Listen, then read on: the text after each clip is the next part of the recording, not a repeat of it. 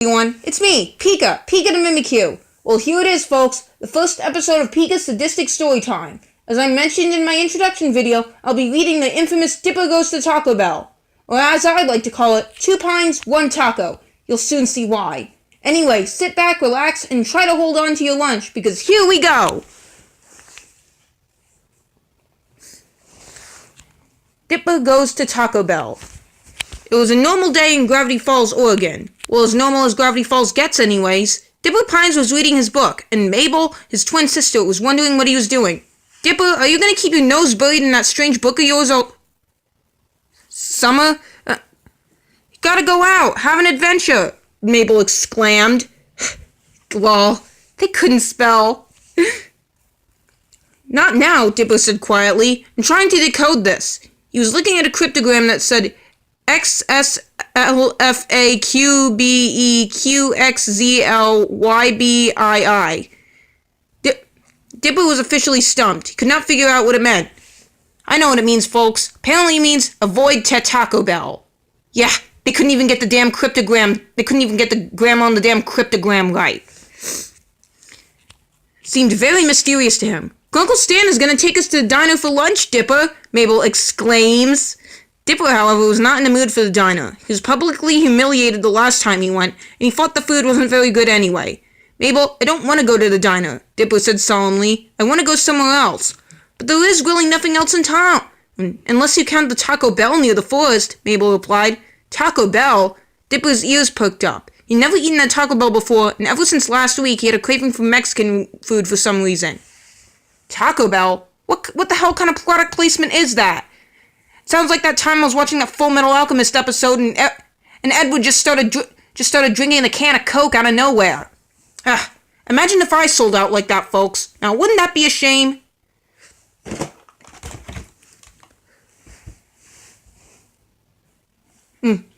Never in a million years.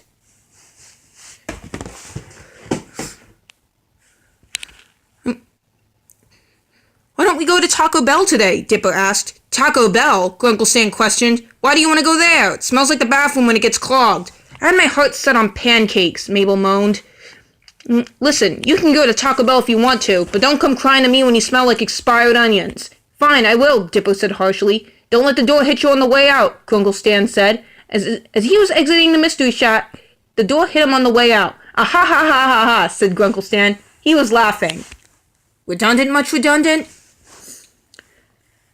So anyways, Mabel and Grunkle Stan went to the diner while Dipper tried to find the Taco Bell. He had brought with him his book and a couple of bucks, but finding the Taco Bell was harder than he had previously thought. He'd been looking around town for what seemed like days. The Mystery book wasn't helping him either, until he saw a flicker of a sign in the forest. He went into the forest. Why would there be a Taco Bell in the forest, Dipper asked himself. After hiking for about an hour, Dipper finally got to the Taco Bell, but it sure didn't look like any Taco Bell he'd ever seen. It was surrounded by a field of giant oak trees, an open field, completely different from the rugged terrain of the Oregon forest.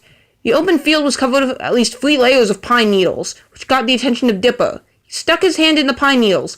Ow! Dipper shouted. A pine needle poked him. It hurts. Once again. Redundant, much redundant? The restaurant Taco Bell looked like a silo. Well, sort of. It was very cylindrical. The outside had rusty picnic tables and looked like no one used them at all. Dipper walked up to the restaurant's front door. Should I go in there? Dipper asked himself. I'm starting to have second thoughts. Why is there a small, desolate Taco Bell in this forest, miles from the nearest road? Guess it's my only option. Mabel and Grunkle Stan are probably done with lunch right now. And they were. Mabel wondered why Dipper hadn't come back yet, but Grunkle Stan didn't give a damn. So Dipper entered the restaurant, and he was relieved to see that the interior was normal, except for its high ceiling. There were also no customers inside, but Dipper thought that was normal, considering how the franchise was so isolated. He went up to the counter. There was only one cashier working the registers. A very old, slightly deaf, bored out of his skull cashier. Dipper decided what he wanted to order, then approached the register. Excuse me, we only got tacos! The cashier interrupted. Okay, I guess I'll have a taco then, Diaper said. What did you say? The cashier yelled. I said I want a taco, Dipper yelled back. Okay then, the cashier said, then went in the back for a few minutes. When he came out, he was carrying Dipper's taco. Only $1, the cashier said. Dipper gave him the money and went down to sit at the least grimiest table. He bit into the hot, spicy, juicy taco filled with thick, pure meat, mild, tantalizing black beans, and fluffy sour cream. He enjoyed the single bite of that perfectly cooked taco and still tasted it in his mouth after he swallowed it. Now even that's making me hungry.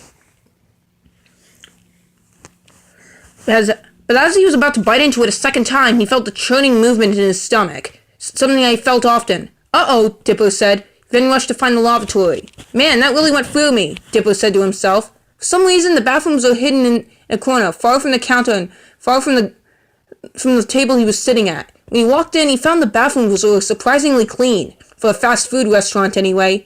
Dipper found this suspicious. All the stalls were full, and no one was using the urinals. But right on cue, someone walked out of the stalls. Dipper didn't pay much attention to who was walking out, but he was wearing all black and had a plastic bag with him. Dipper just had to go. Unfortunately, he didn't make it in time. He checked his pants and found the worst of all. Diarrhea, Dipper said. Yeah, he's right. Charming. He was about to leave the stall when he noticed a bulge in his pants. What the fuck? He touched the bulge, and once he noticed it, he knew exactly what it was. It was an erection.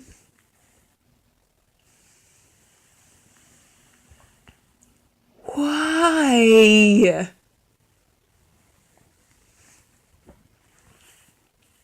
He found himself completely aroused after touching it, and started to do it some more. Eventually, he was ready to hardcore masturbate. He found himself completely... He didn't know what was arousing him, but he knew he was aroused. He took off his blue shorts and soiled underwear, revealing his medium-sized but not small penis. The tip was bright red like Rudolph the Red-Nosed Reindeer. Oh, Arceus Christ! There goes Christmas! Dipper started to yank his Johnson harder and faster. The 5-incher was getting pumped. Dipper's soiled hands started to feel bits of pre-cum on his dry fingers. Eventually, the medium-sized dick couldn't take it anymore and burst into an explosion of cum. The cum got all over the walls and toilet, and Dipper felt proud. He'd creamed himself for the first time, but he was upset that it was not over Wendy. No, Dipper thought, all this is not enough for me. I need to release all of this. With his erection still active, Dipper began yanking his penis again. It was much quicker, and Dipper cummed quicker. It was a bigger release than last time, and it began to rain Dipper's seed. Oh, for Arceus Christ! Oh, yeah! Dipper felt more proud than last time, his heart about to burst from all the droplets of cum falling down from the ceiling. He felt as happy as he felt on the first snowfall of the year. He stuck out his tongue to taste the cum shining from the faulty fluorescent lighting in the bathroom. He tasted it and thought it was one of the best tasting things in the world. Better than the largest chocolate bar, better than the rarest pig, and better than a taco he was having earlier. By now, he couldn't stop. He couldn't leave and miss out on this great masturbation adventure. Another alternate working title of this fic, folks. Ugh. At least that would have given us some insight over this piece of garbage. He wanted to taste the cum. He scraped a handful of it off the stall and put it in his dirty, wet mouth. He grabbed another and another and another. He was getting more aroused by consuming the cum and released another load. So that's where it's all coming from, Dipper said to himself, cum all over his face and teeth. Dipper came to a solution to get a more hardcore adult masturbation experience. He was going to put it into action. He tilted his head down, sat on the cum-covered ground, grabbed his hardened Johnson, and stuck it in his mouth. Once it was firmly in, Dipper began to suck on the very hard rod. Sucked it like the lollipop he got at a county fair a while back. It tasted a lot like it, too. The legs were so expertly over his shoulder he could have been a gymnast. The more he sucked on his hard dick, the more his aroused legs shook. Eventually, just when he was about to give out, he came in his mouth. It's the best thing he ever experienced, and kept on performing fellatio on himself. As he was done stimulating himself orally, he accidentally fell over on his side. He broke from his penis and cummed on the floor. The floor was covered in so much of Dipper's cum, he started to make a snow angel out of the... What the fuck is this? What the fuck is this story? Anyway, folks, that's all the time we have now, but this video will be uploaded instantly. See you then!